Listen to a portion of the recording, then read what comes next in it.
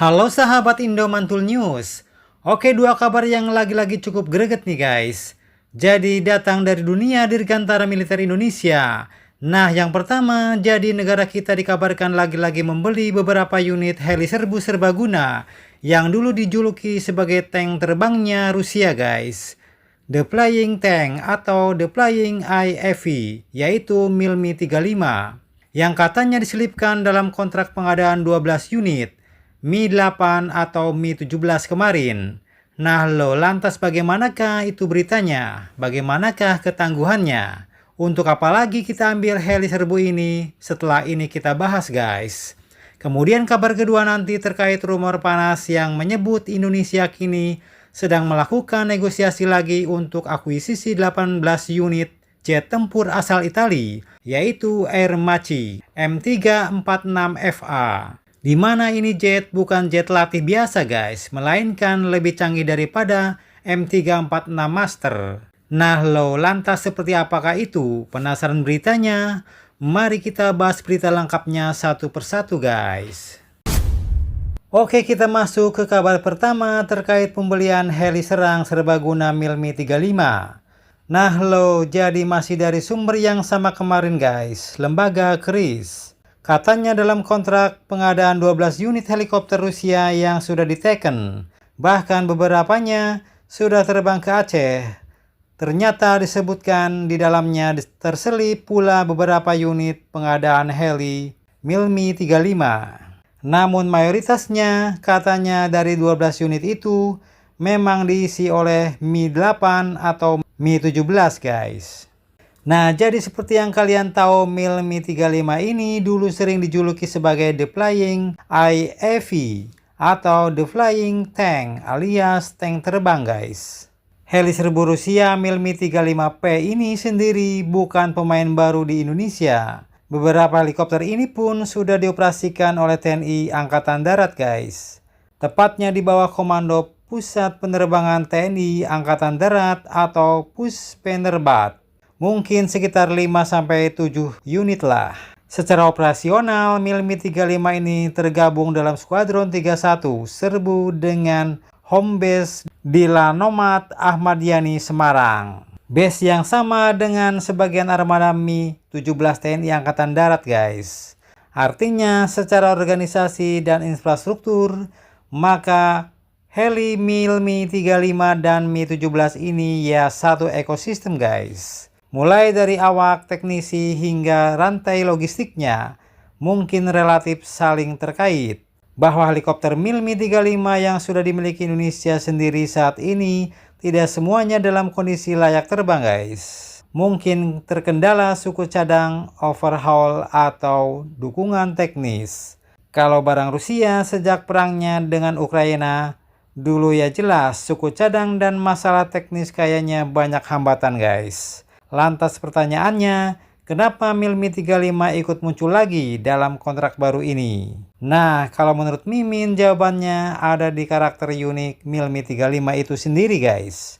Mi-35 adalah helikopter serbu atau serang yang juga dapat berfungsi sebagai pengangkut pasukan dan logistik. Dengan ukurannya yang sangat besar, ia bisa membawa personil, peralatan, bahkan digunakan untuk misi bantuan bencana di wilayah yang sulit dijangkau. Platform yang serba bisa seperti ini jadi sangat bernilai guys. Karena kebutuhan mendesak serta mungkin yang ready juga termasuk unit Mi-35.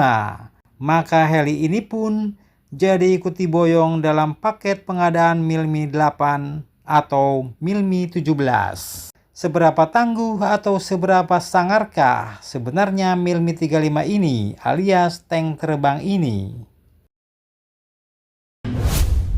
Oke, jadi Mi-35 ini punya julukan legendaris, The Flying Tank, tank terbang guys.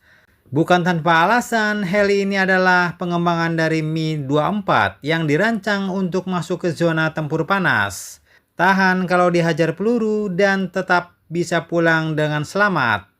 Pasalnya badan heli ini juga dilapisi armor, kaca kokpit anti peluru, dan sistem survivability untuk bertahan di medan tempur guys. Jadi kalau musuhnya pakai kanon atau senapan mesin ya masih tahan lah. Tapi kalau di zaman sekarang sudah pakai rudal atau RPG, ya amsyong juga guys. Mi-35 ini dioperasikan oleh dua kru utama, yaitu pilot dan operator senjata. Namun di kabinnya, heli ini juga masih bisa mengangkut hingga 8 personil bersenjata lengkap atau kombinasi pasukan dan juga logistik. Daya angkutnya cukup banyak guys, yaitu sekitar 2,4 ton, beban internal atau muatan eksternal via sling. Kecepatan maksimumnya mencapai 300 km. Jangkauan terbang sekitar 450 km dan bisa diperpanjang dengan tangki tambahan. Jadi untuk ukuran heli serang atau heli angkut ini cukup cepat dan jauh guys. Tank terbang ini pun bisa menggotong berbagai senjata. Mulai dari meriam otomatis 23 mm, roket tak berpemandu, rudal anti-tank, hingga senapan mesin berat. Mi-35 ini bisa menyerang, bisa mengawal, mengangkut sekaligus menembus wilayah berbahaya. Kemampuan yang sangat relevan bukan hanya untuk perang, tapi juga operasi militer selain perang, termasuk bantuan bencana dan wilayah rawan. Jadi walaupun ini helikopter tua, tapi mungkin ini yang tersedia guys. Dan bisa jadi solusi cepat untuk menghadapi bencana. Oke lanjut, jadi kita lanjut bahas satu bocoran yang cukup panas dari dunia dirgantara militer lainnya. Informasi ini datang dari Alan Warnes, seorang jurnalis aviasi internasional yang menyebut bahwa negosiasi kini diduga sedang berlangsung antara Leonardo Italia dan TNI Angkatan Udara guys.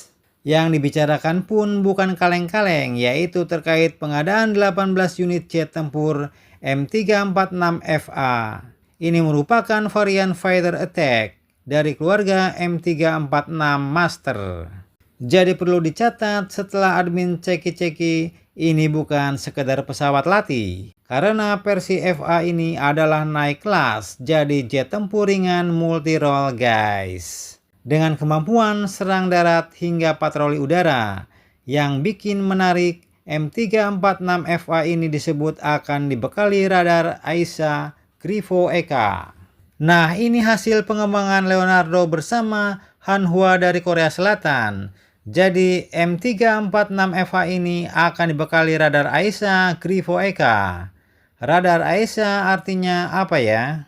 Artinya tracking bisa lebih jauh, lebih presisi, tahan jamming, dan sudah siap main di mode BVR alias Beyond Visual Range. Jadi kalau konfigurasi ini benar, maka M346FA bisa membawa rudal udara ke udara, bom pintar hingga pot targeting. Menjadikannya platform tempur ringan yang cukup efisien dan modern. Kemudian ada juga poin penting lainnya nih. Disebutkan pula bahwa perusahaan lokal Indonesia akan terlibat khususnya untuk pelatihan air combat dan electronic warfare. Ini mengindikasikan bukan cuma beli pesawat, tapi ada transfer kemampuan dan peningkatan SDM. Dan buat TNI Angkatan Udara, jet tempur M346FA ini bisa mengisi celah strategis guys. Masih tahap negosiasi juga katanya, belum ada kontrak resmi. Tapi kalau terrealisasi, peta kekuatan udara kita bisa makin solid, efisien, dan berlapis. Mantap, mantap, jos. Nah, jadi bagaimana menurut kalian tentang hal ini? Jangan lupa subscribe, like, share, komen. Tetaplah kalian semangat demi Indonesia maju. Salam Indo Mantul News. Terima kasih.